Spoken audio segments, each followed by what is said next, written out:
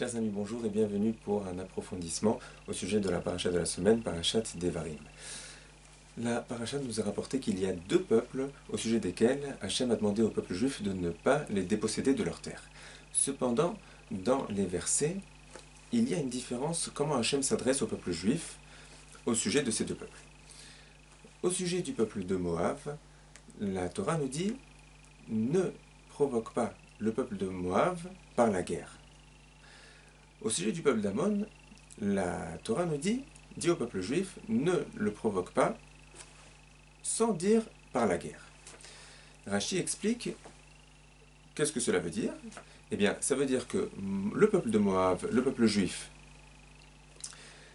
a l'obligation de ne pas le provoquer par la guerre uniquement. Mais il sera permis, il était permis même, au peuple juif de le provoquer en lui faisant peur, en lui prenant de temps en temps quelques biens, sans le déposséder de sa terre. En revanche, au sujet du peuple de Ammon, puisqu'il est écrit « ne le provoque pas » sans préciser la guerre, alors ça veut dire qu'il était interdit au peuple juif de le provoquer de quelle que soit la manière qu'il soit. Et donc, ils n'ont pas fait la guerre et ils ne leur ont pas fait peur non plus. Rashi, le grand explicateur du Chumash, vient expliquer pourquoi il y a une différence entre ces deux peuples. Pourquoi Moab, on peut le provoquer sans lui faire la guerre, et pourquoi Ammon, le peuple juif n'avait pas du tout le droit de le provoquer. Rashi explique que ces deux peuples sont les descendants de deux sœurs non juives, et la grande fille, c'est celle qui a appelé son fils Moab.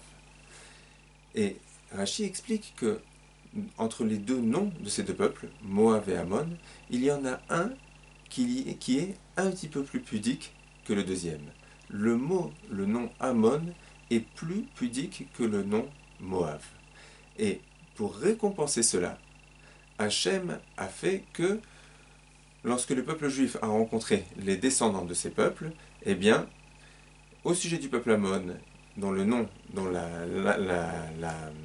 l'aïeul a eu un comportement un peu plus pudique, et bien Hachem a demandé de ne pas du tout les provoquer, tandis que Moab, qui était un petit peu moins pudique, Hachem a permis au peuple juif de les provoquer autrement que par la guerre. Nous voyons de cela que même un tout petit effort, et même de non-juifs, Akadosh Baruch Hu n'oublie pas de le récompenser, et donc a bien plus forte raison que chaque petit effort de chaque juif, Hachem n'oubliera jamais de le récompenser. Mes chers amis, un très bon Shabbat.